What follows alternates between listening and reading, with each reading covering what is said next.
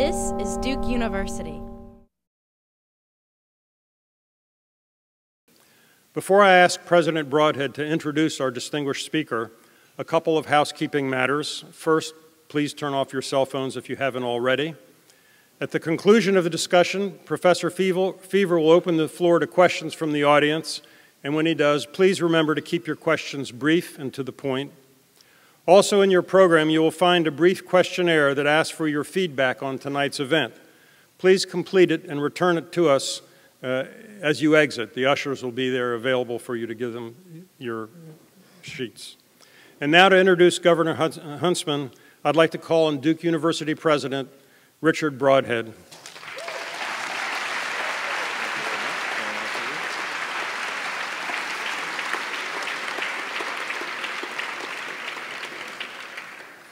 Where's the fire for the fireside chat?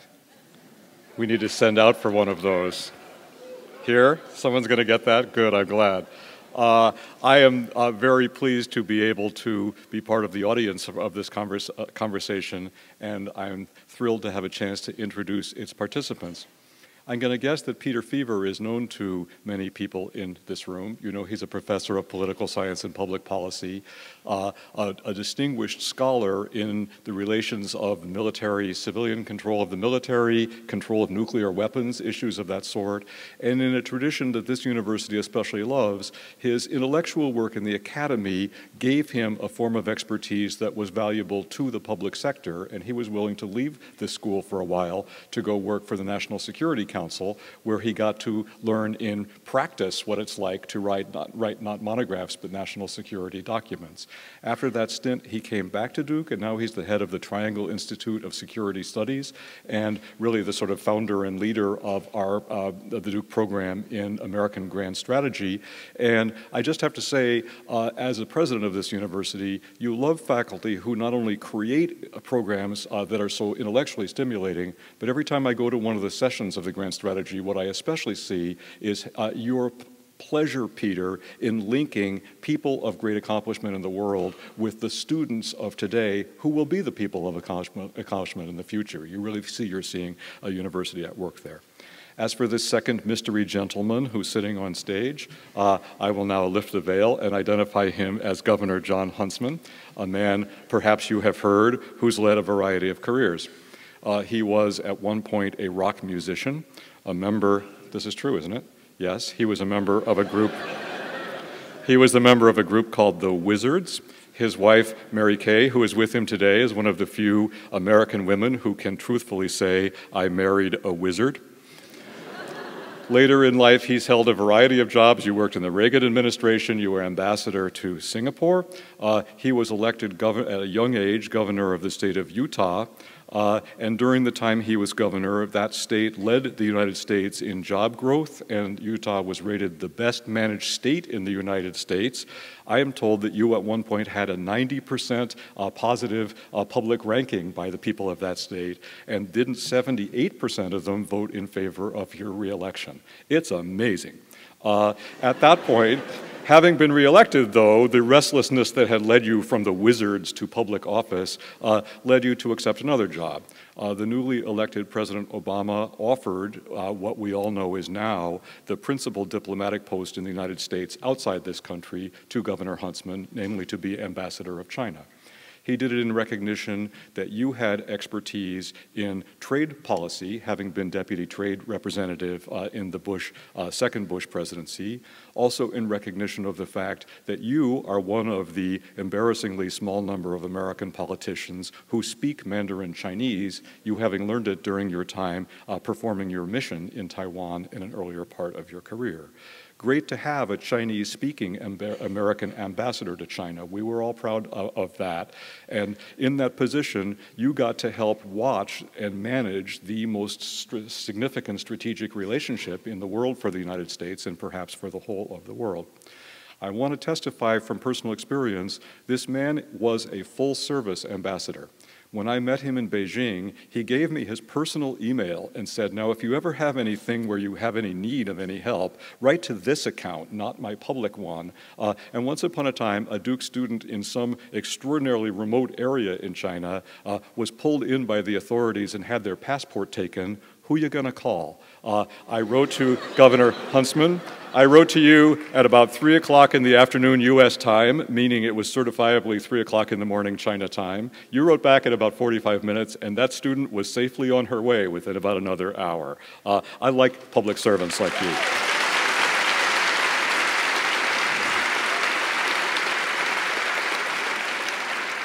This person could have served on in the embassy, a great place for education, a great place for public service, but as you know, he resigned that position to come back to this country to stand in competition for the Republican nomination for President of the United States. Maybe we'll get to hear a little bit about that adventure later on. In that capacity, I can prove you got to stand with many people behind many podiums during many debates. And during that education, I also think how many days did you tell me you spent in New Hampshire? Pretty many. In that capacity, you established your name before the national audience, and you established it in one way that is not altogether common in our culture. Namely, you established yourself as a person who was a member by conviction of one political party, who was willing, because you believed in the truth of them, to take positions that are not uniformly embraced by that party. Those of us who read your editorial in the Wall Street Journal 2 weeks ago on immigration, it's very striking. You have been one of the principal people reminding us that the climate issues in the world, after all, were no hoax and were no joke, and need our collective thought. So I am about to introduce to you a person who has, what are you, 52 years old? At the age of 52, he's held national jobs, he's had state jobs, he's held international jobs, he has been a student, he has been an actor, and above all, you have been a person who has brought intelligence and integrity to the work of public service. We are all in your debt, and we're very happy to welcome you to Duke. Thank you. Thank you very much. Thank you. Thank you. Thank you. Thank you very much, Dick. Thank you, Dick. Thank you. I think the only thing he left off your bio was something that I know you're very proud of. You were listed as one of the top 21 sexiest men in America. This is true. That's the good news. You mean that one article my wife wrote? The bad news is it was the list compiled by the AARP. Is that correct? That's when you know you've crossed that threshold of life. That's right. Yeah. As President Broadhead mentioned, your campaign caught the interest of the country in a way that perhaps isn't reflected necessarily in the poll numbers, but certainly in the media attention. And there seemed to be an interest in having someone who held your views, who articulated your views, to have that introduced into the debate. And you got the most attention for your positions on foreign policy, which I think we're going to get to. But I want to begin with your positions on domestic policy, your governing philosophy, because during that successful tenure at Utah, you governed as quite a conservative governor with a strong Republican record on taxes, pro-life, and so forth. So talk about your overall governing philosophy and how you saw at that crossing from domestic to foreign policy. Well, first of all, let me tell you what a distinct honor it is to be at this great university, and President Broadhead for that unparalleled introduction. I just want to thank you for making me feel like something other than a loser, which is what one walks off the campaign trail feeling after a journey like that. And Peter, it's an honor to be with you, with the dean, and so many others. My wife, Mary Kay, is here tonight. It's her birthday. But I want to point out something else. The reason that I'm sitting here on this stage, as opposed to maybe moving forward politically, is she sat me down at the beginning of our political journey for the presidency. And she said, if you pander, if you sign any of those damn pledges, I will leave you.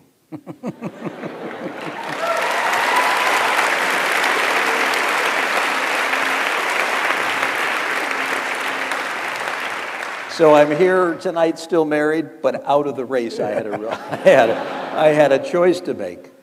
And we could talk a little bit about about the journey, maybe in a moment.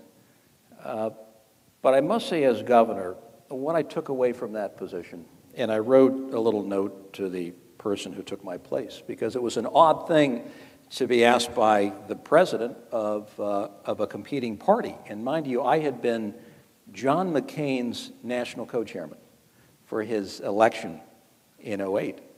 And so getting a call from the newly elected President Obama, who I had respect for, I thought he ran a compelling, inspiring campaign. And I thought he had enormous goodwill at the beginning to kind of move forward in ways that could have been very, very good.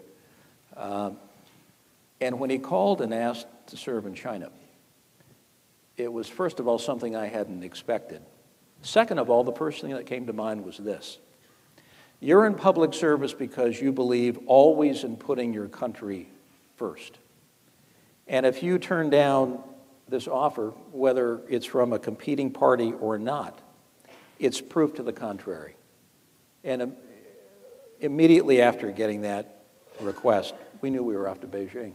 Because I knew this was a time to stand up and prove the point that you put your country first during a time of need in our nation's most important economic relationship and military relationship, security relationship, I would add. So we went off and had an extraordinary experience overseas.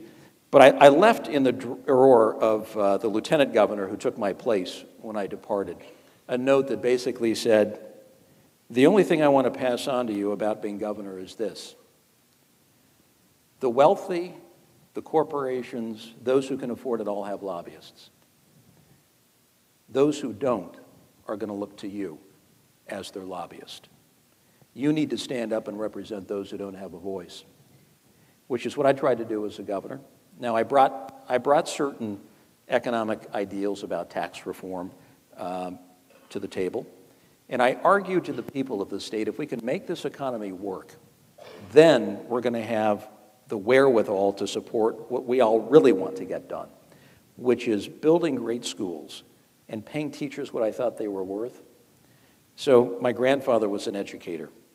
He was a public school teacher, retired as principal of Los Altos High School.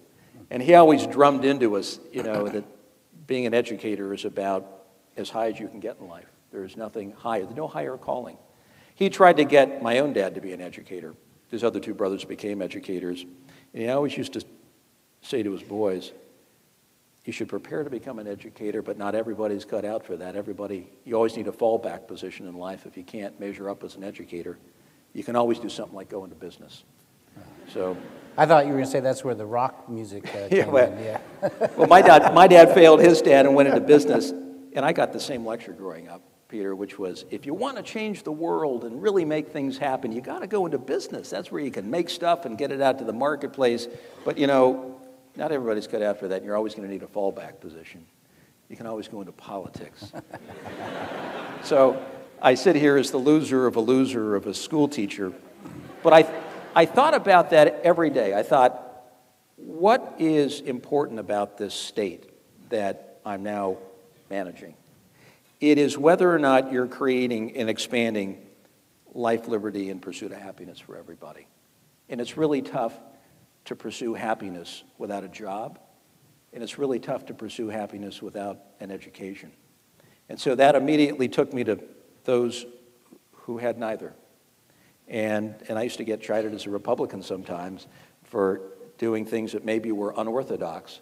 But I thought, we're only going to be strong and stable as a society if we can provide opportunities for everybody, and that starts with education. And so I started, once the economy moved into position number one that President Broadhead pointed out, and we ran the largest surplus in the history of the state because we went out, fixed taxes, streamlined the regulatory environment, and actively marketed our state, particularly vis-a-vis California, which was top-heavy and bureaucratic and very expensive in which to operate. Come inland, come to Utah, and you'll find a user-friendly regime. You'll find a dedicated workforce and great institutions of higher learning that you're all going to have to draw from at some point. And we took the proceeds. And I remember the first budget I submitted to the legislature. It took compensation for teachers higher than it had ever been. And I got dinged by my legislature asking why. And I said, because teachers are, as my grandfather used to say, the most important people in society. And we need to start encouraging those who were just sort of looking at it as an afterthought, coming out of college, to putting it at the forefront of their mind. And I want to make sure that they also understand that while they're not going to make as much as an investment banker, they're going to make something. And society is going to recognize the importance of teaching, because that's where that connection with the students are made. And having two little adopted girls, both from pretty desperate and dire circumstances, one from China, one from India. Every day I used to think, you know, their ticket to success is going to be developed in part in that classroom with a teacher who is able to mold and shape them in ways that mom and dad can't. We try, you'd only take it so far, and then it's really up to people who call themselves educators. But that was something that I thought was probably the most important objective of being a governor, was to clear the way for opportunity for those who otherwise wouldn't get it. And I think that still is what makes this nation so absolutely unique. And when the race came around for 2012, the economy was broken. Our position abroad was a little muddled. We were in places where I thought we hadn't ought to be. And I thought, you've been governor, you've had a chance to see the world from Beijing, you've lived overseas 4 times. If you're not willing to get in the arena, then that says something about your level of patriotism. And I thought, we have a choice in 2012. We can sit it out and watch it all play by, or we can get in, even with the longest of long shots, and help to mold and shape the debate somewhat. I want to press you on both the decision to go to Beijing and then the decision to come back. So let me pick each one in turn. I think it was a very noble, patriotic decision to go serve as ambassador to Beijing. Did you have in the back of your mind any thought that the reason the president picked you was he wanted you 12 hours away, and that he saw you as a formidable threat in 2016? That was certainly the political buzz inside the Beltway at the time. That was suggested, but you know what? It's also one of these things where you rise above politics. And you say everything can become a political answer if you want it to be, and every decision can be based on parochial politics, but in the end, our nation only works if we're able to transcend it and rise above it. And the one thing that we've forgotten how to do in this country, we've forgotten how to come together as Americans, first and foremost. We forgot what it means to come together, regardless of your background, where you're from, your political philosophy, and remind each other that we're taking a common journey. Did you get... Oh, sorry. We're not going to agree on all the issues, but, you know, there are some big pathways that we can agree on in terms of what this nation will need to survive in the 21st century. And I have every confidence we can get there, but we've first got to remember how to come together as Americans. Did you get much pressure on the campaign trail from Republican primary voters about having been ambassador under President Obama? I know there was talk that there would be concern, but I didn't see much evidence of it. But did you see it at the grassroots level? It became a devastating critique that I had crossed a party line. You know, in the old days, when I remember Robert Strauss under George Bush Sr., here's a fellow who had been chairman of the Democratic Party in the United States. A Republican asked him to go to Moscow, which was our most challenging relationship in the world at the time, during the height of the Cold War. And he went. I remember we all thought, this is what our country does. We pull together during a time of need. And it was a patriotic American thing to do. And the dynamics of politics had so changed, even in 2 years abroad, between 2009 and 2011, that any time you cross a partisan line, you subject yourself to deep criticism, particularly to a president who you were supposed to personally attack and vilify, and I wouldn't do that. And before town hall meetings and before speeches of various kinds, you get all the advice in the world from people who think they know how it's done. and that was you got to be angry. You got to eviscerate the president. You got to show, that deep anger. I thought, we're not an angry country. We're a country of people who are down on their luck and who wish for a better tomorrow and know we're going to get there eventually, but we're not an angry country. We shouldn't be anyway. There are pockets of anger, of course. And I just couldn't do that. I couldn't become something that I wasn't. So I'm glad we did it, and I would do it all over again.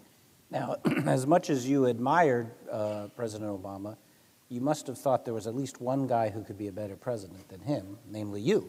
And so what was it that you saw? Was it something you saw from the inside that convinced you that you should stand against him for president? Or was it, talk to us about the thinking that took you from being a loyal subordinate to being a rival?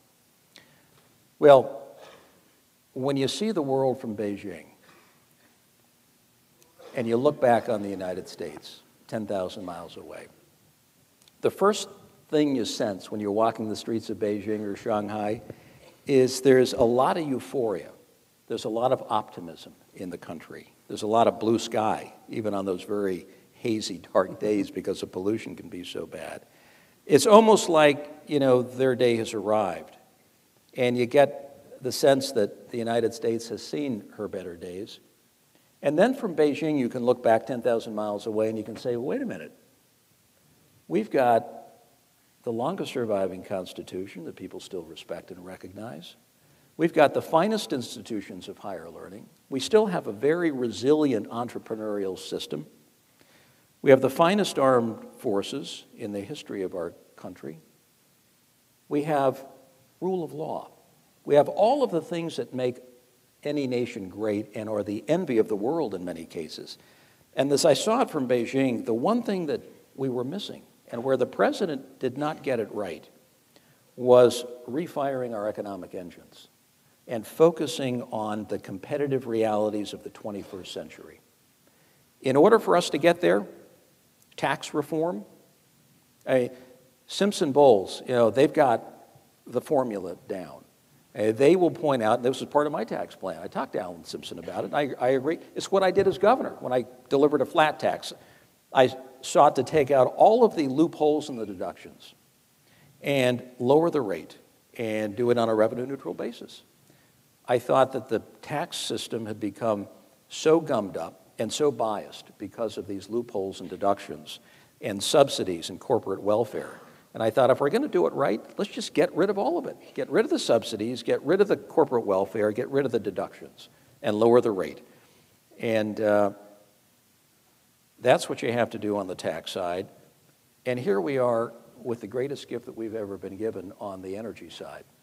We could have a natural gas economy over the next few years that will spell energy independence for the United States by 2030. We haven't even, I don't think, recognized how powerful this is. So from a manufacturing standpoint, those who use oil, the thought that you can use natural gas, which is cleaner, and the economics are more like $10 or $11 per barrel as opposed to $100 per barrel. I think the transformation on the manufacturing side, on the energy production side, on the transportation side are enormous. And I thought this president didn't get that part of it right. We are poised for a manufacturing renaissance in this country. You did a lot of the same stuff in Utah. Why don't you go out and see if you can at least shape the debate going forward? And that's what took us into the race. And I still believe to this day that we are on the cusp of a manufacturing renaissance in this country. One of the reasons is because we don't have any real competition economically. China's rising. They're maybe a third of the size of our economy, 6 or 7 trillion versus 15 or 16 trillion. But we have all the makings for our people to get back on their feet again. And I think it's going to happen. And I think the years ahead are going to be very exciting. But that's the one area where we didn't get it right in the early years of the Obama administration. And I hope that in the years ahead, we actually dial in those policies that will move us in the right direction. When you stepped down from the campaign, you formally endorsed Governor Romney, I believe. And Is that still your position today? Would you still say that he is the one best positioned to lead the country in the next 4 years? So would you support him going forward? He's the best positioned to fire the economic engines over the short term. Where I have differences with Governor Romney, and I made them very clear in the campaign, is recognizing that this nation is suffering from three serious deficits, and they all have to be addressed for us to get back on our feet. One is the fiscal deficit, and that is when you're running a debt to GDP ratio that's 100%, you can't compete anymore. It affects your ability to compete. And we need to start seeing debt for what it is, which isn't just debt, but it's a national security crisis in this country. That's problem number one. Number two is we have a trust deficit that no one wants to talk about. And I don't remember this any other time in my life where there has been so little trust and faith in our elected officials, in our institutions of power in this country. Whether it's Congress, whether it's banks that are too big to fail, that level of believability and confidence is at an all-time low. And to my mind, the trust deficit needs to be addressed as aggressively as the fiscal deficit. What's it going to take? Term limits for members of Congress, which I'm absolutely convinced needs to happen. And I've seen, all the debates on this one. All I can tell you, having watched it for as many years as I have, is there's this institution called incumbency that reaches up and grabs people, and it grows very deep roots, and pretty soon people don't want to leave. They then leave the revolving door after they are out of Congress, and they take up shop on K Street, become a lobbyist.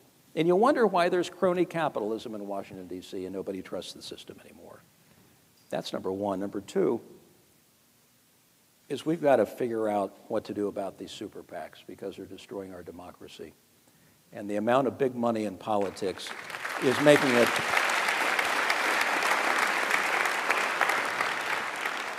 it impossible for voices to be heard and for average people to enter the arena. And three, we've got to figure out how to open up our primaries so that a sliver of people in Iowa or a sliver of people in South Carolina don't determine the fate of this republic. So I knew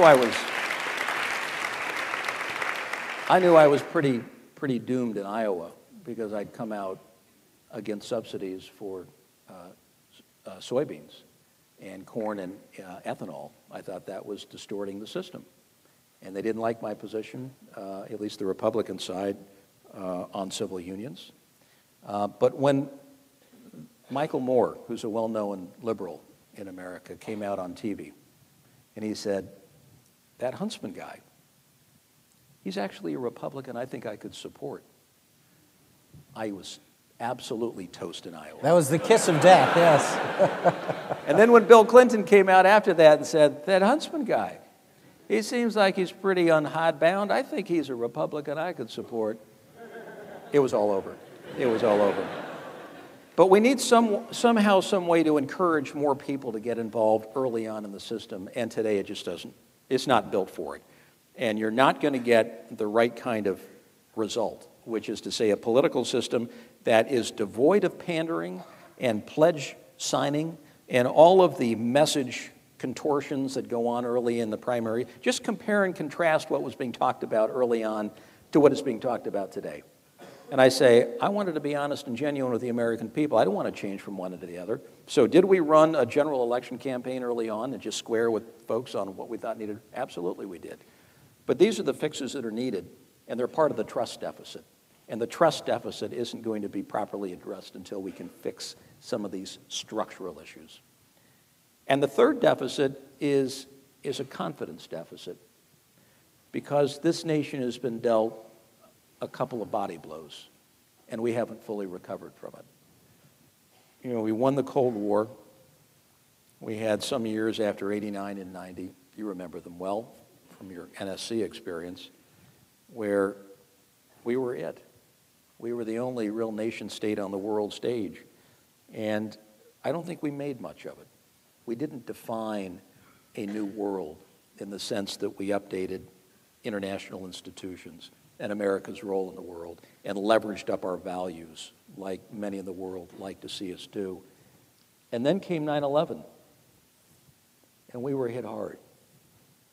And I don't think we've recovered from that. I don't think we have processed in our minds as Americans what this actually has meant from a foreign policy standpoint, from a homeland security standpoint, and from a confidence standpoint.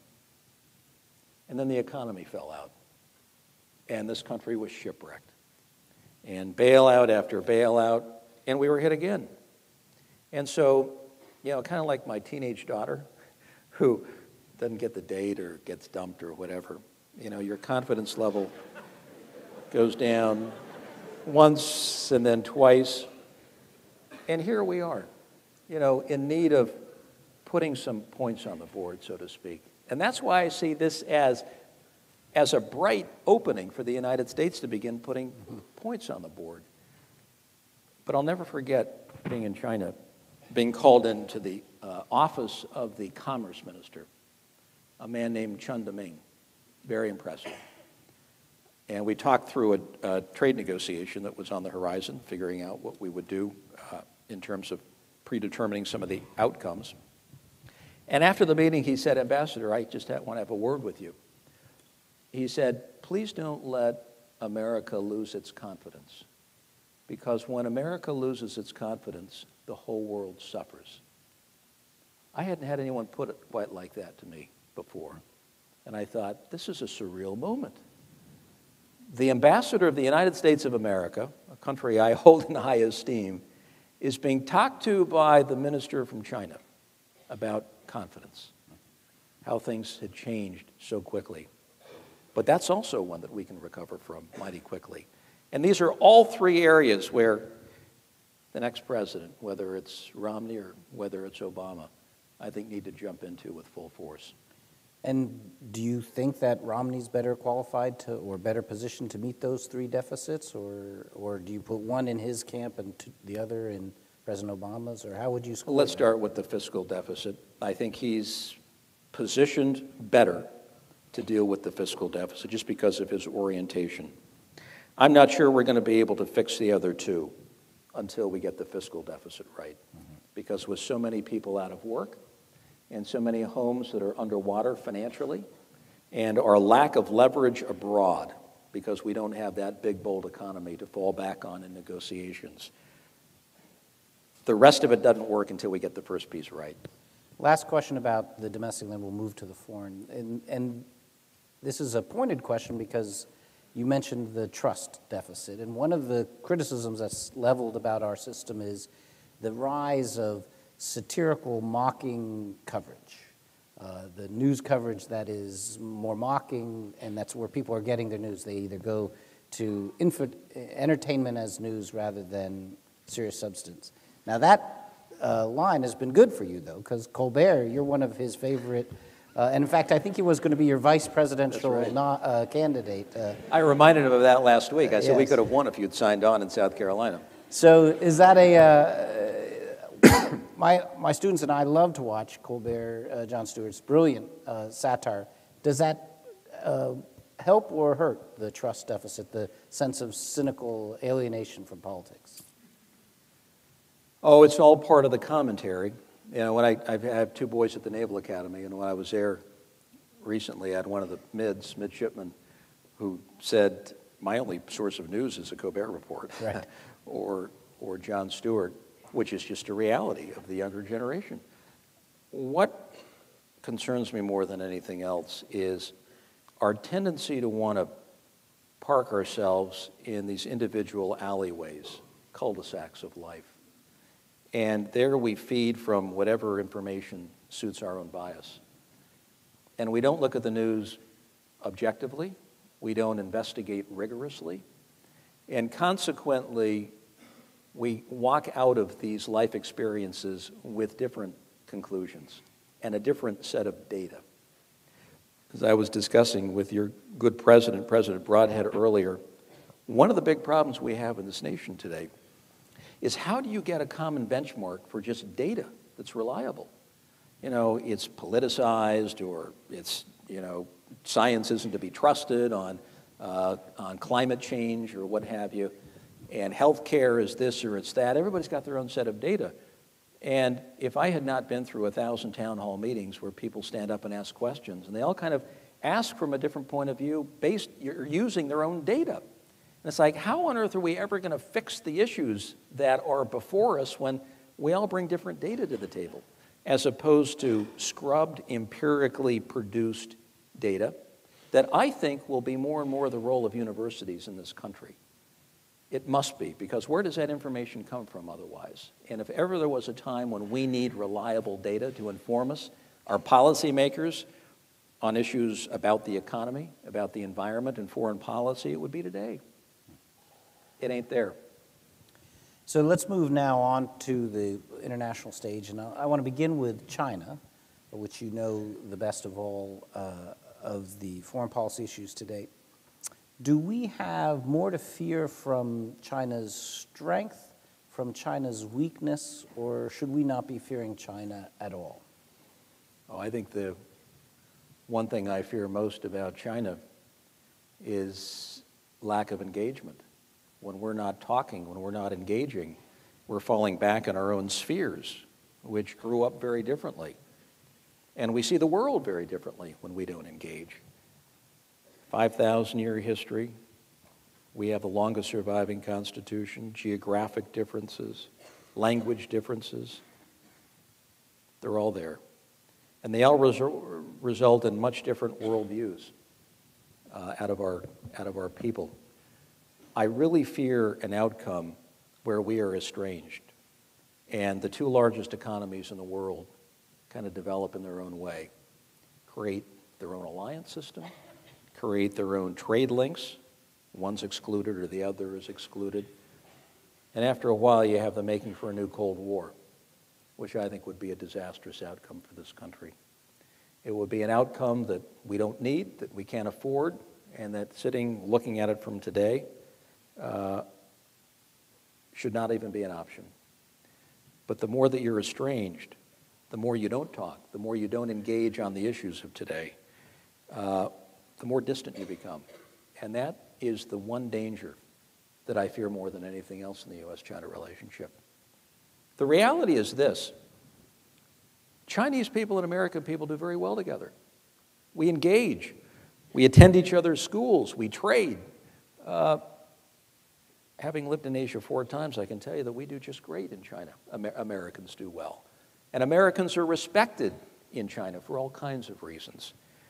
But we lose that luster when we make bad decisions, and we lose our way, and we become a little too heavy-handed. We also need to recognize that we're entering a new period fundamentally in this country, one in which we have less in the way of resources to draw from for defense and foreign policy, where we don't have the leverage that we did in earlier years to guide our way. We don't have an economy that was feared by everybody, that allowed us to get whatever we wanted at the negotiating table. There will be others who will rise and create regional spheres of influence, but we have to recognize that the rise of China should not be seen out of fear, because when you have 1.3 billion people with a landmass roughly the size of ours, limitless natural resources, trade links with the rest of the world that are secure and reliable, a well-educated population, a party that can make decisions without any dissent, debate, or counter-arguments, you're going to move forward. When Deng Xiaoping opened the doors in the late 1970s and began to recognize the rest of the world, I think most who understood that dynamic could have told you that they're going to grow and they're going to get bigger. And I'll tell you right now, they will have an economy that in absolute size is larger than ours at some point.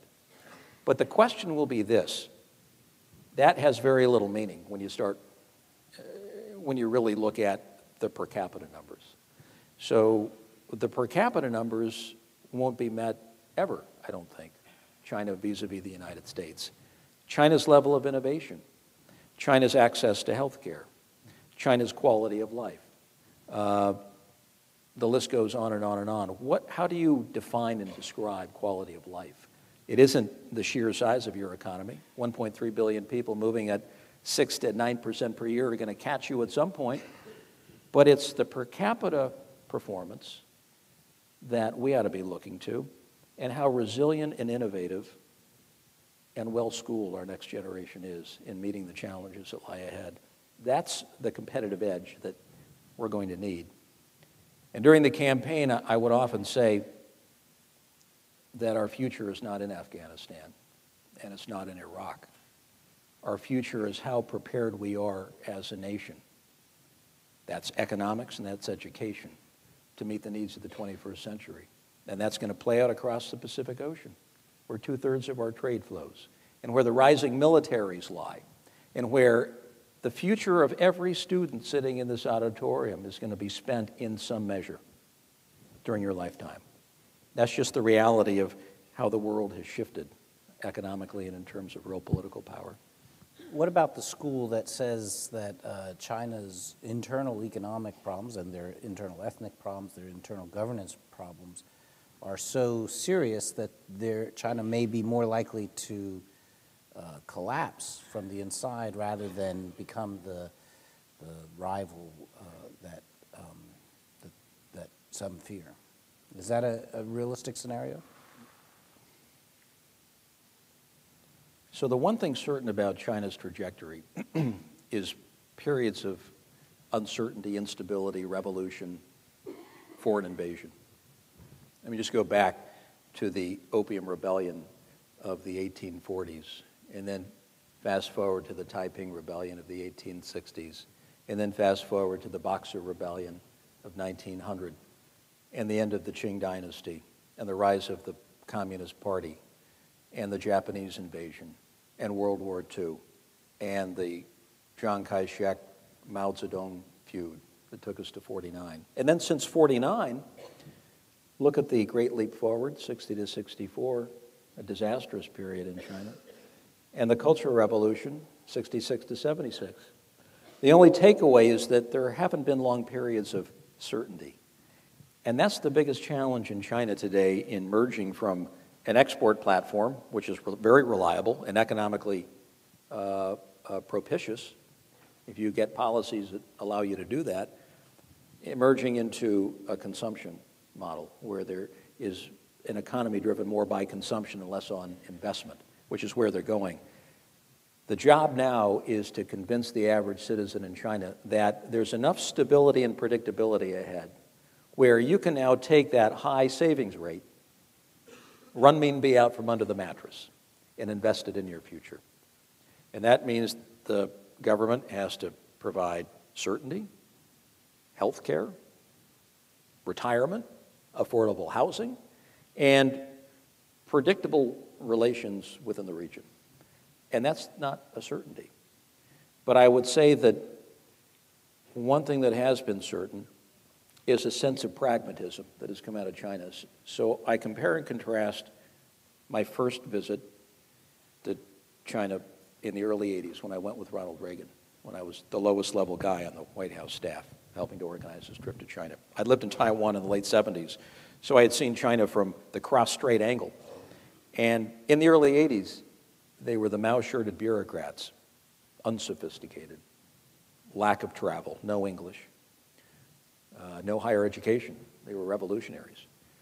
And you drop into any ministry today, the foreign ministry, defense ministry, NDRC, commerce ministry, suits, English, higher education around the world, a level of sophistication about the United States that was impressive, and a sense of pragmatism about the economy that would lead you to believe every time you had a meeting, where's the Marxism-Leninism in the system? I remember sitting down with the mayor of Chongqing, Mr. Huang, and he said over lunch, we are now less socialist than Europe. And this is Chongqing City, the largest city in the world, 35 to 40 million people. They measure these things. And there's a level of pragmatism. Although the party is a Leninist structure and highly autocratic, and that's one of the legacies of Deng Xiaoping, is there will be no rival to the party. And that will be the challenge. How does a party stay relevant? How does it refresh the system? How does it deal with an economy that now does not look like it's going to perform as well as planned? How do they meet the expectations of a population with 600 million internet users and 90 million bloggers who are having conversations that are at the cutting edge of societal change?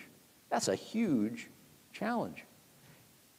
So I guess anything is possible going forward. But my guess is that pragmatism will win out as long as they have pragmatic leaders. But the challenges are enormous. I remember the first meeting that President Obama had. He'd never been to China. It was his first visit. He read his briefing material. You know, he was a smart guy, could digest all of it and do the talking points. We had the meeting with Hu Jintao, and it was all formal, you know, talking point on their side, talking points on our side, very kind of icy. And then he had a follow-on meeting with Wen Jiabao, the premier, the guy over government in China. And one said, after he heard President Obama go on about the challenges in America, we have economic challenges, we have infrastructure challenges, we have educational challenges. One turned to President Obama and said, well, let's take our notebooks and put them aside and talk human to human, heart to heart kind of thing. And I thought, right, now we're getting someplace. You know, an ambassador always wants there to be a real connection. Instead of the talking points and the rehearsed lines, you want to develop a real relationship, particularly in the case of the U.S. and China. And Wen Jiabao had heard enough, basically, and he said, how'd you like to have this problem? How'd you like to have 800 million farmers on your hand and have an economy that only needs 200 million? He said, I have 600 million redundant farmers roaming the country, and I'm not quite sure what we're going to do.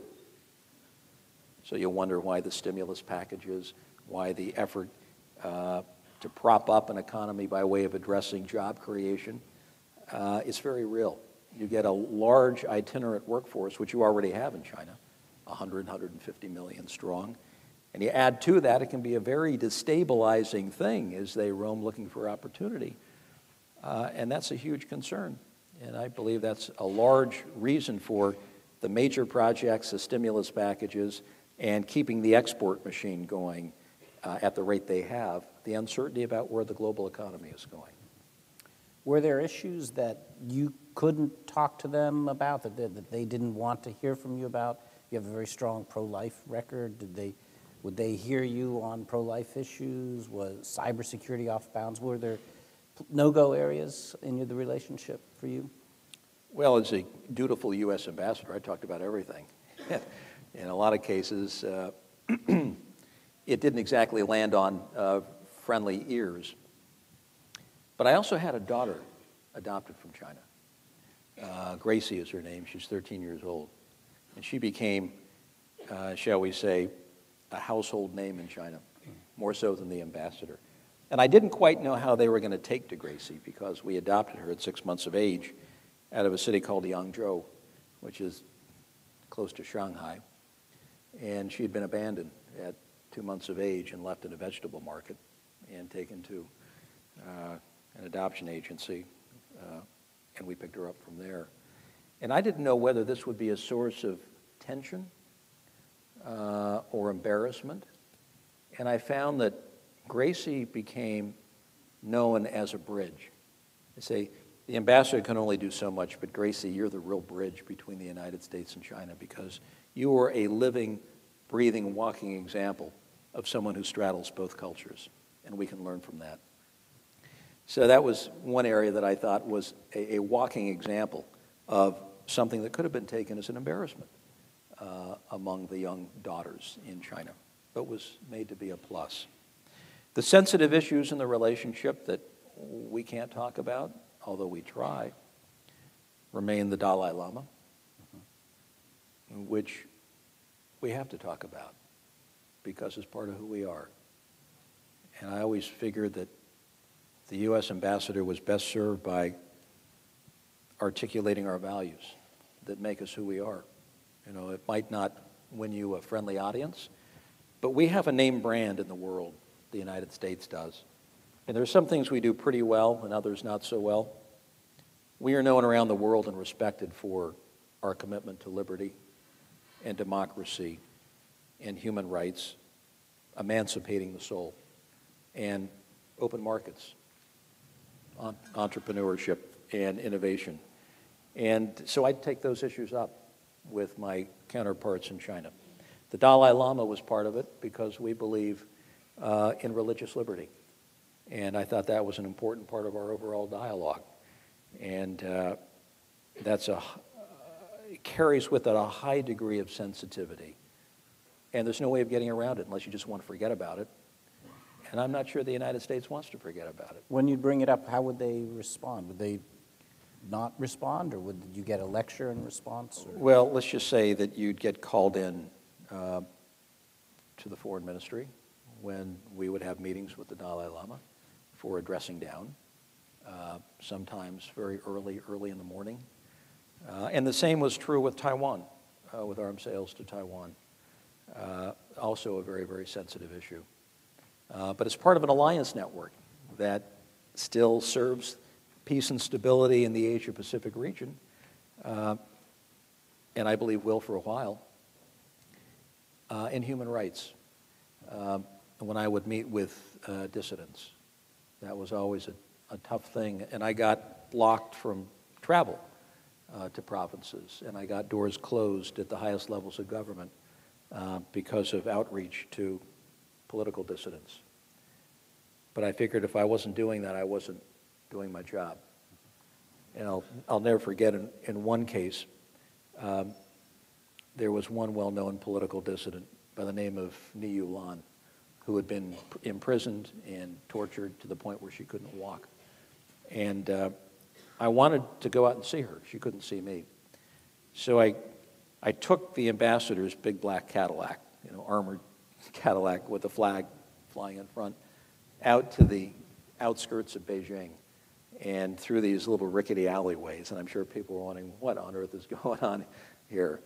And I pulled up to her apartment where she was under heavy surveillance. They turned off her power and her heat. And she couldn't get out of bed. And I walked in her room, an inspiring woman. I'll never forget meeting her. And she teared up, really couldn't speak when I walked in her one little room where she had everything kind of piled up. Her husband was sitting in a corner. And I knew when I walked in, I didn't need to say anything because it was not Ambassador Huntsman who was there. It was the United States of America that had arrived. And I didn't need to recite what we stood for, what our values with respect to human decency and the individual in society, what that meant. She knew it, and so did I. And it was one of these connections where you look person to person and you know exactly what she felt when I walked in that room. And I paid a price, but that's okay. You do what you think is right for the United States. There did seem to be an evolution in the Obama administration's approach to China over the last 3-4 years. They started with, when Secretary Clinton went over, she pointedly left off the human rights language from her remarks, and there was talk of a G2 and so forth, and all the way fast forward to the pivot, which the Chinese had perceived as something much more hostile. And now with the action in the South China Seas and in the disputed islands, there's a sense that we may be inching back towards that Cold War that you've warned us about. Has there been an evolution? Is that learning, or is that failing to learn? How would you characterize that evolution? There's no such thing as a president or an administration that knows how to manage China on day one. It's impossible. You look at the trajectory of every administration going back to Nixon when he went and who graduated from this law school, by the way. When he went, he rarely mentions that in the intros. It's interesting. who landed there in February of 1972. And if you chart the relationship of each administration, there are similar ups and downs, and they're driven by a change of strategy, events that drive various responses in the region, Taiwan, South China Sea related issues, a downing of a surveillance plane, all kinds of things can stand in the way. What we need to get to, I think, is this, and we haven't yet reached this point.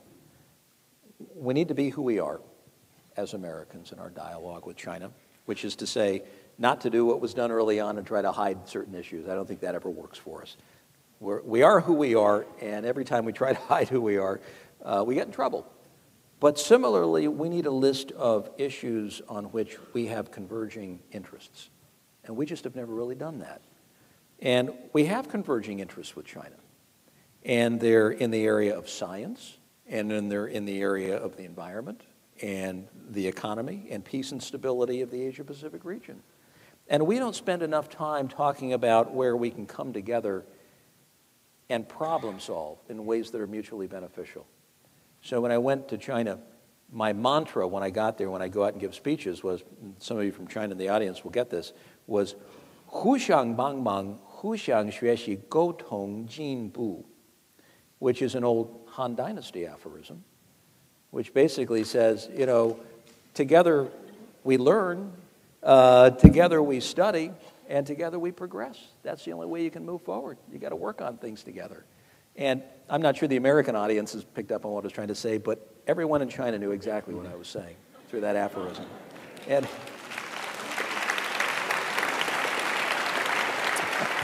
did you want to finish the thought? Or did you want to finish the thought? No. Okay. So that just in looking forward at where this relationship needs to be, we need a very balanced approach, not only in talking about the areas of divergence, but those areas of convergence. Because increasingly, there are only two nations on the world stage. And this is the hard part of getting the relationship right. We've always had just a bilateral relationship like any other, where you talk about the range of bilateral issues. Today, we're both on the world stage, and it's never been that way before. Never before in history have the United States and China been the only countries in the world on the world stage looking at each other, saying, like it or not, we have a marriage, and divorce is not an option. We've got to figure out how to work through these issues for the benefit of the region and the world. It isn't as easy as a soundbite and slapping sanctions on somebody here or there. We actually have to work through these problems, and we've got to get them right. And it's the people here and now and the next generation that are going to benefit, but you're not going to get movement on debt in Europe, on weapons in Iran, on peace and stability on the Korean Peninsula, on South China Sea, on economic rebalancing, unless we actually can come together and figure out a strategy going forward. It's hard because this is so new, and we don't yet know how to talk to each other in terms of being global partners. It's been bilateral, and now it's a global relationship. And that's where relationships like Duke's in China and other institutions of higher learning, the exchanges that go on, the access to rule of law programs are also very important longer term in terms of the years ahead for China.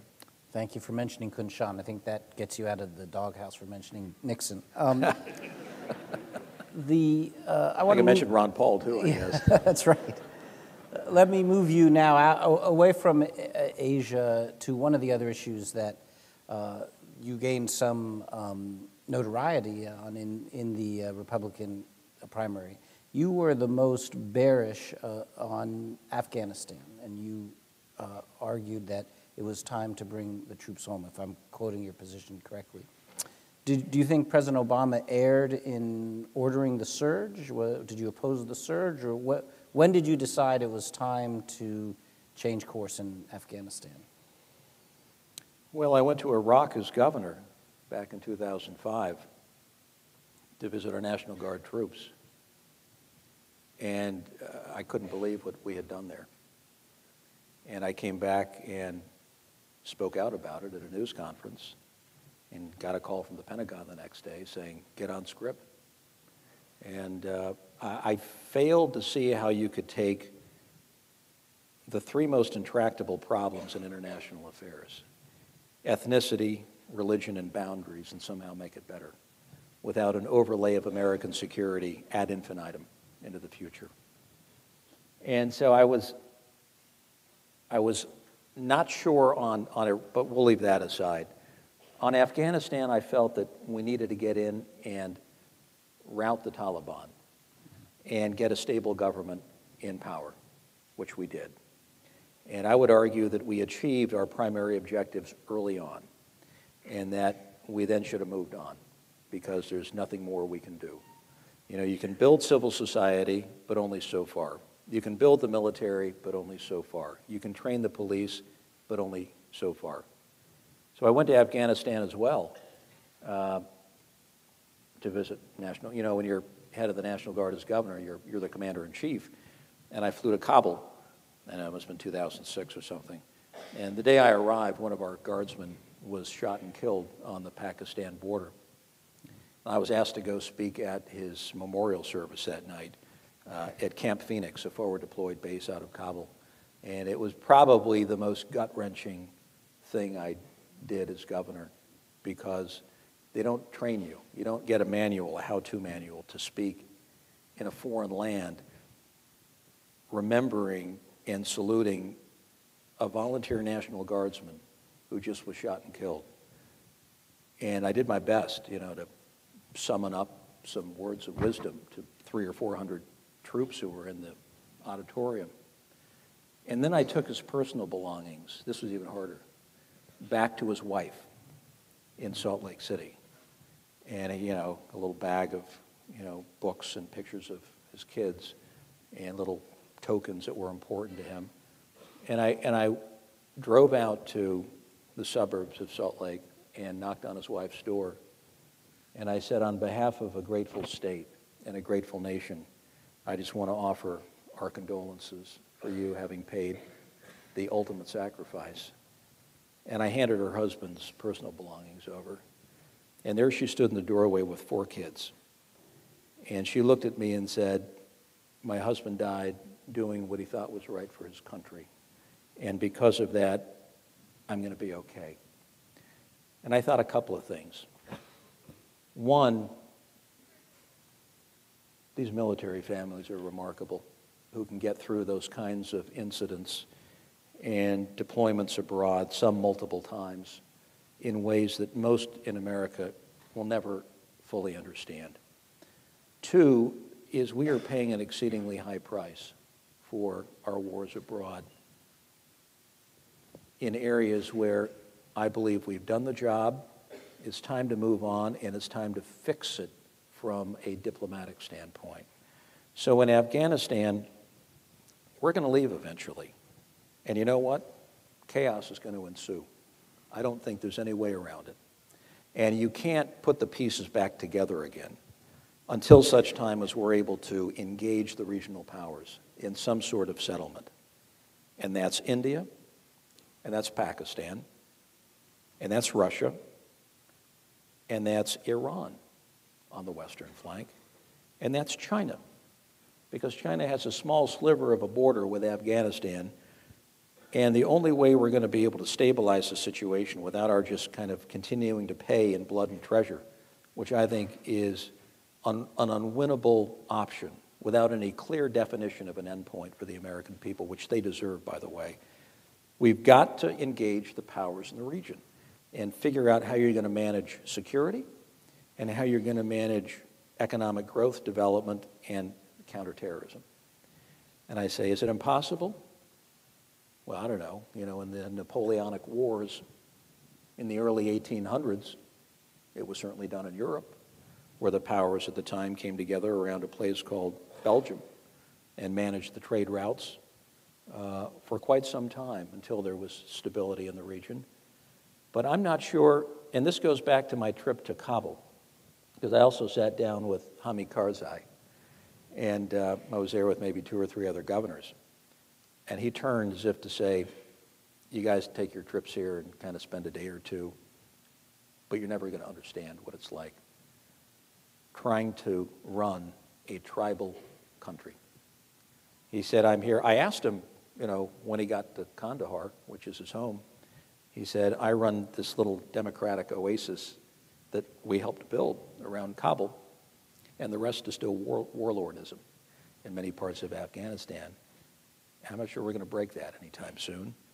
But he can't go back to Kandahar because he's not recognized as one of the leaders.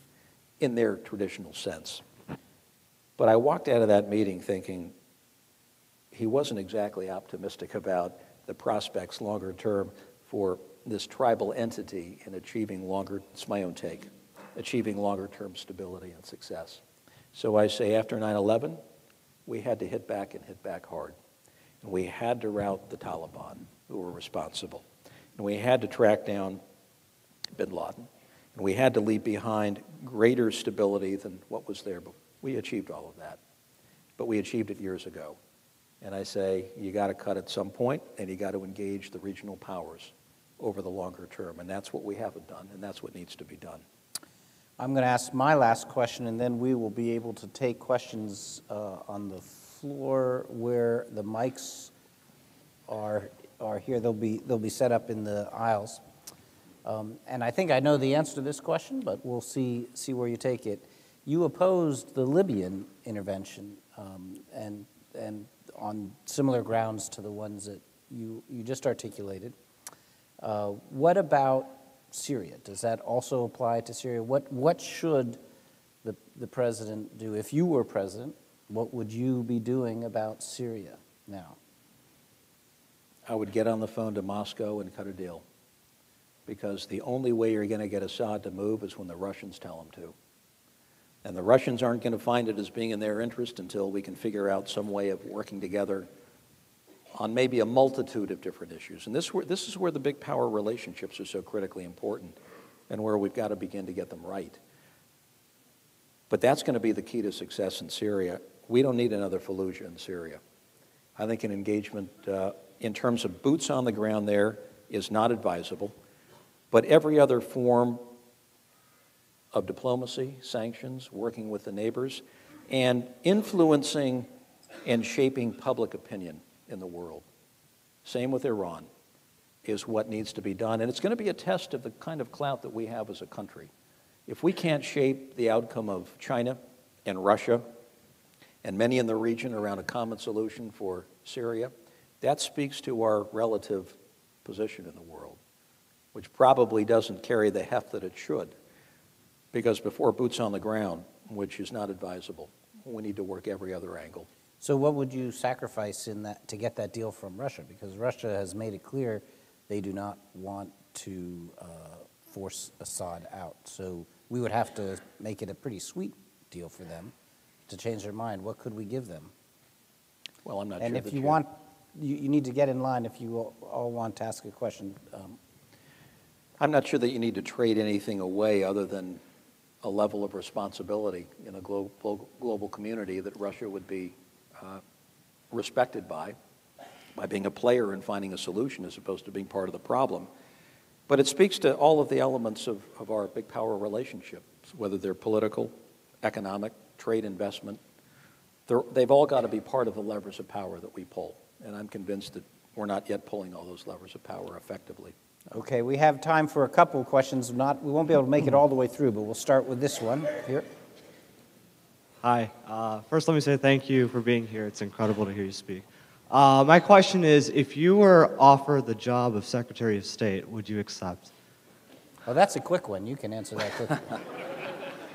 Well, nobody's going to reach out to me. That's a hypothetical, so I won't even touch that one.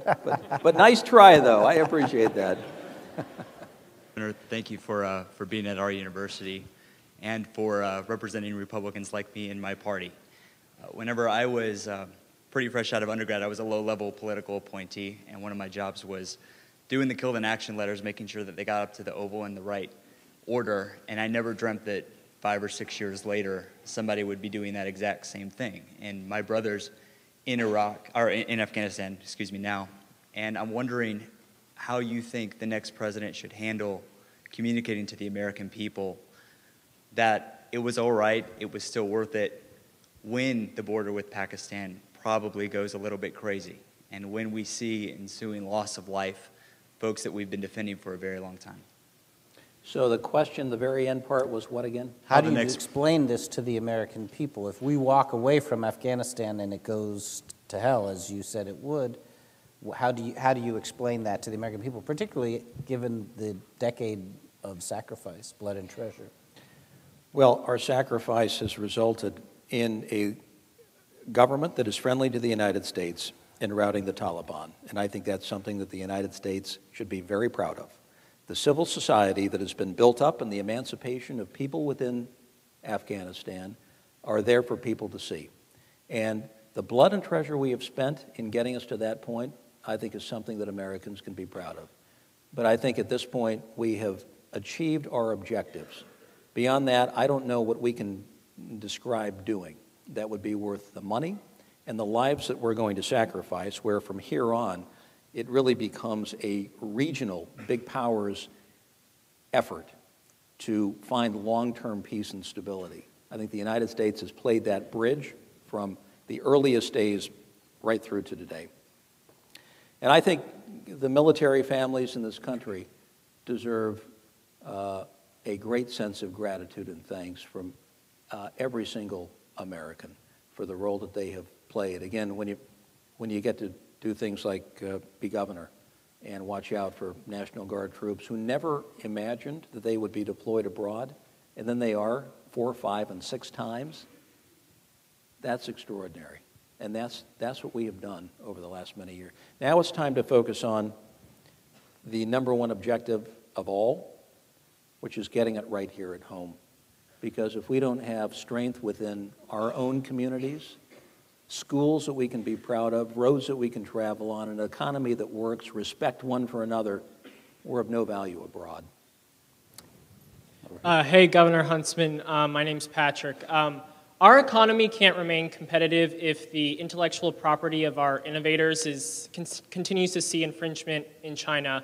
So moving forward, how can we ensure a better working relationship and a sort of mutual respect for the intellectual property crafted in both countries?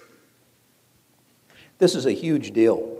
And so all you have to do to get a sense of how important patents, trademarks, and copyrights are for the United States, one of the first offices opened in our government back in 1791, I think it was the Patent and Trademark Office. I think Benjamin Franklin had something to do with that. And so all along that has been central to who we are as innovators and as dreamers. And it's a big problem in China. I mean, if you want to get right down to the facts, go talk to a company like Microsoft and look at the pirated software that they have to deal with in China. So they follow the serial numbers on their software packages, and they will attest that tens of millions are loose in the marketplace with no payment, no compensation for it. It's a big problem, not only in that sector, but in a lot of other sectors. But here will be the long-term solution.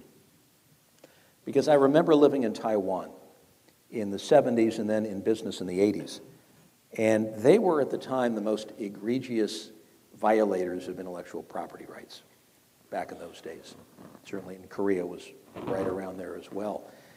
And it took the creation, and I was in Taiwan just last month, meeting with President Ma and some of his folks, and recollecting the creation of the Hsinchu Industrial Park right outside of Taipei, where the early innovators came together to make, DRAMs or microchips or whatever. And they were created and innovated by local Taiwanese entrepreneurs. And all of a sudden, this whole discussion of intellectual property became something other than U.S. trade negotiators going in and saying, you got to stop this practice. It became theirs. It became their own homegrown national economic competitiveness issue. And Taiwan turned very quickly toward worst in class to one of the best in class in protecting intellectual property rights. When I would get out in China to meet with the entrepreneurs, and they're good, they're smart, they're innovative, they're going to blow the top right off, the cover off the ball, whatever metaphor you want to use. They don't have a lot of the tools that we have in the United States, but there's a lot of energy under the surface in the entrepreneurial community. That's going to be our best source of leverage with the Chinese government. It won't come from our banging the table. It will come from their innovators and entrepreneurs sitting down and saying, we can't take this anymore. we're compromising stuff that we're creating here in our own country, and someone's ripping it off on the other side of the country. For our own well-being longer term economically, we've got to deal with this issue. And so the United States would be smart to rally and organize the entrepreneurs in China, which I started to do while I was over there. They can't put the pressure on the government today that needs to be done, but they're well aware of the issue.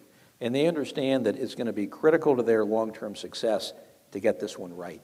And we need to develop a different strategy other than just pounding the table and, saying it's got to stop and Congress is going to take action. There's got to be a better modality, and it's engaging the homegrown entrepreneur to begin putting pressure on their own officials in getting it done. And Taiwan would be an example of that. Over here. Governor Huntsman, I'm a PhD student in biomedical engineering. In my field, many leading American universities take 30%, 40%, even 50% of their graduate students from abroad.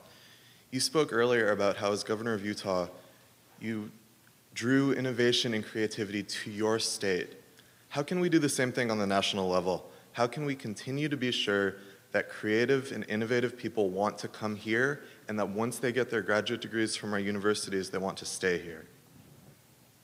It's a great question, and I'm reminded of this whole issue of immigration reform and what makes us kind of unique as a country. Whenever I hear people overseas talk about what they admire most about America, and oftentimes it gets right around to this description. We envy your ability to assimilate people from all corners of the world and make them a part of the overall fabric. They have a stake in the action once they become an American.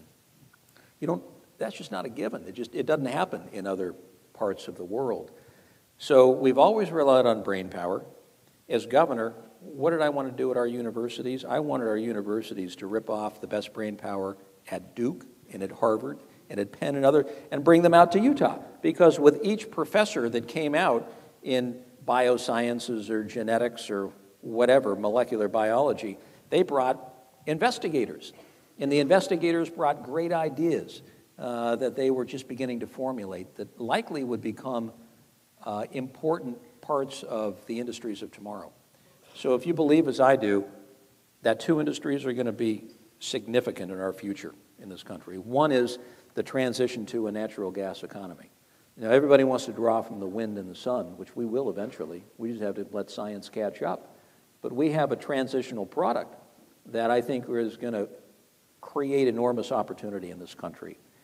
You compare that to where we are in genomics and personalized medicine and breakthroughs in conquering human disease, in identifying it earlier, at-risk populations, early interventions that are cheaper than doing it late. So if you stop the whole Medicare debate, is how expensive is it in the last year of life, for heaven's sake? What's the top expenditure at the Department of Defense? Healthcare. Not our weapons system, it's healthcare. So the implications of getting the whole biotech, health sciences part right are enormously impactful longer term. That's what I wanted to do in my state. Now, the nation is no different. We need to attract people who can help to add to our mix of industries that are showing signs of promise for tomorrow. I would say expand the H-1B visas well beyond where they are today. Give men and women who are studying here from abroad in some of the key academic fields a ticket to stay and invest their brain power in our tomorrow. I would also say that our embassies abroad ought to do a better job in identifying brain power that is consistent with where this economy is going, that will feed into our natural strengths and facilitate the highly bureaucratic process of getting them here. There's a lot we can do, but that's all part of immigration reform, or seeing immigration reform as part of our economic strength as opposed to just offense and vilifying people. Here. Hi, my name is David. You're pretty much one of my favorite people ever. Just want to say that. And I think that was directed to you, not to... Yeah, sorry. You're great too, but that was directed at John. I just want to ask, early on we were talking about this extremism in the American political landscape and how, you ran on your beliefs and those weren't extreme, and we saw how that was rewarded in the polls. And so my question is, do you think in the current political landscape it is possible for a person to run on their own personal beliefs and not pander to the extreme sides of the political spectrum and still win? And if not, do you think there's a way for do you think there are any changes that could be made to make it so that people don't have to pander to the extreme to still make a difference? Well, we gave it a try. I was an imperfect carrier of the message, to be sure. But here's what's going to happen in politics 3 or 4 election cycles out. You're going to have competing forces because the internet is going to be harnessed for its intrinsic power to organize, raise money, and disseminate a message. And the duopoly is going to be seen as old and tired in the years ahead, politically speaking. And you're going to have more groups that will qualify for ballot access, which has never been done before. Yet this last go-around, you had one group that qualified in 35 to 40 states. And the marketplace, I think, is going to be shaken up by alternative voices and the power of technology competing with the status quo. And to my mind, that's going to allow more in the way of reason and reality to be infused in a system that today is always so predictable. You go to Iowa, you have to say certain things. You go to this state, you have to say certain things. All through the primary, I mean, it's just a given reality in politics. You got to pander to this group or that group. And I say, not at this point in our history. No way, no how. Maybe, in 1988, when we were in a different set of circumstances, but this nation deserves better than politics as usual. And I think there will be enough in the way of frustration and a desire for change where it will drive multiple voices and organizations to maybe begin to do things a little differently.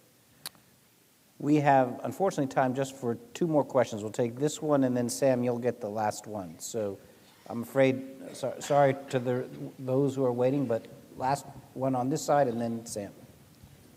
How do you think the environment and climate change will play a role in foreign affairs in the future, and how involved do you think the U.S. will be? If the U.S. doesn't lead, nothing will happen, simply put. And today's political environment makes it impossible for any rational discussion on climate change. So as we're talking about the rest of the world, I guess there are some who are mindful that 80% of our nation is in drought. Russia's in drought. Australia's in drought. Commodity prices, soybeans have gone up 17%. Wheat has gone up 20, 25%. This is just the reality of where we are.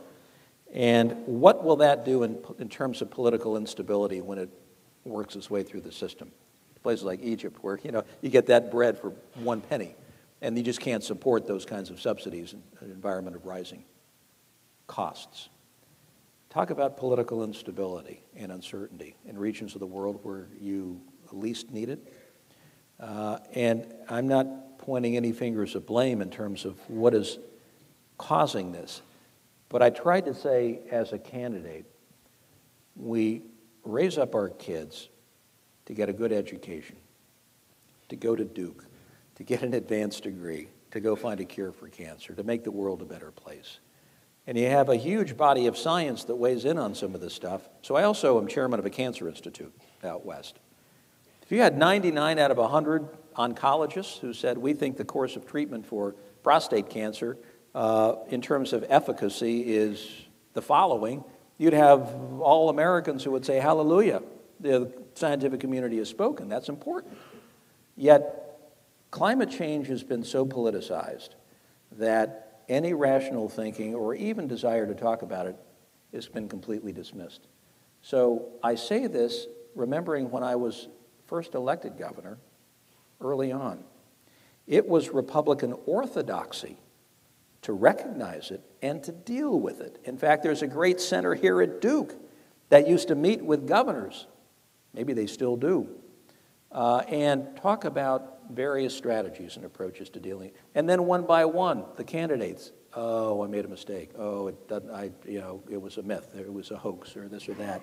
And I say, I can't do that. I can't just say it was a hoax, because I followed what the body of science had to say about something that was, I think, impacting this world.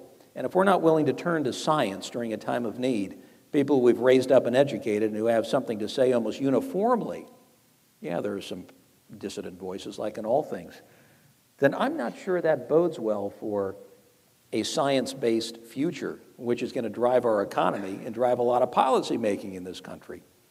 So there is zero option today for getting it done because the political environment will not allow it.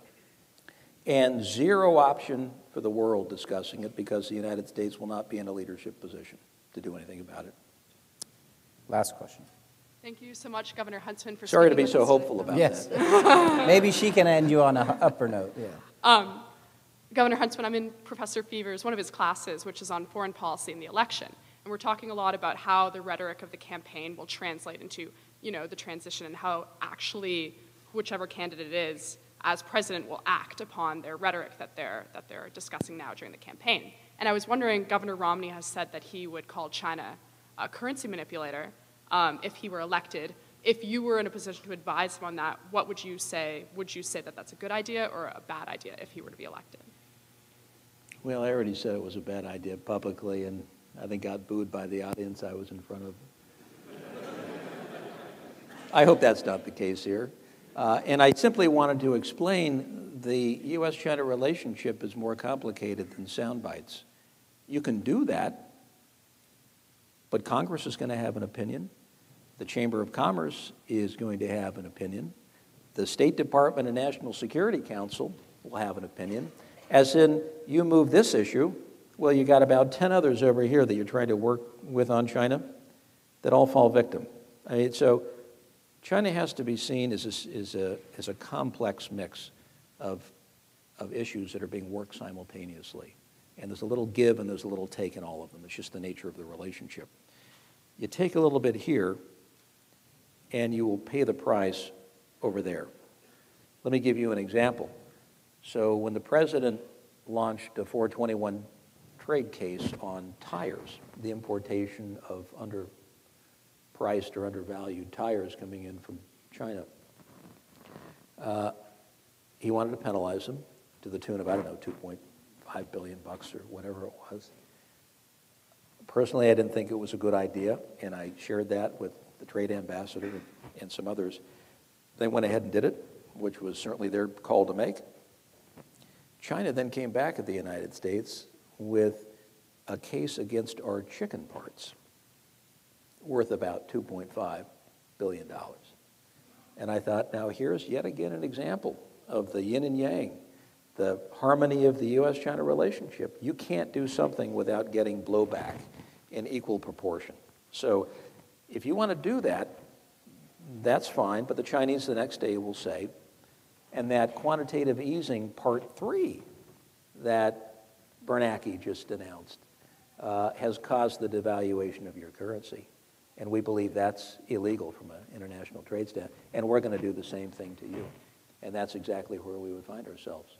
So you just have to play this one out and see if it just makes real sense to kind of gum up our exports and our trade flows and goodwill you're trying to win on Iran sanctions and North Korea and working on debt issues in Europe. You just have to make that calculation. And once you sit down and take a look at the totality of this relationship, you pretty much say, like every other president has said, I think I'll make another choice. So your argument is not that they're not manipulating their currency, but that it's not in our interest to wield that stick. I would say if they were where they were 5 years ago, that would be a different case. Mm-hmm. But they have revalued their currency, appreciated their currency about 25% in the last 5 years. In fact, year to year, if you factor in inflation, which is material when you look at the value of a currency, it's probably a 5 to 6% appreciation. The International Monetary Fund just came out in the last month and said they've gone from egregiously undervalued to seriously undervalued or some other description. The question is, are you making progress? And can you keep working on that progress? Listen, they've started a process that will allow the renminbi to move more into a regional currency. And that means it'll have to be market-based. They know that. And they're moving inexorably in that direction. It'll be a few years. You just have to say, am I willing to kind of stake so many aspects of the relationship on a currency that, although painful, and although it irritates every member of Congress, is every year moving, at least somewhat, even to the point where the IMF put them now in a different category. So it begins even more to lose steam as an argument. Now, you opened this discussion by saying you would not sign pledges, and indeed your marriage would be in jeopardy if you did. I want to see if I can test that proposition. Can I get you to sign a pledge to come back here in a few weeks to continue this conversation with the Duke audience? I don't need a pledge. You have my word. Great. We're looking forward to it. Thank you. It's a pleasure. Thank you.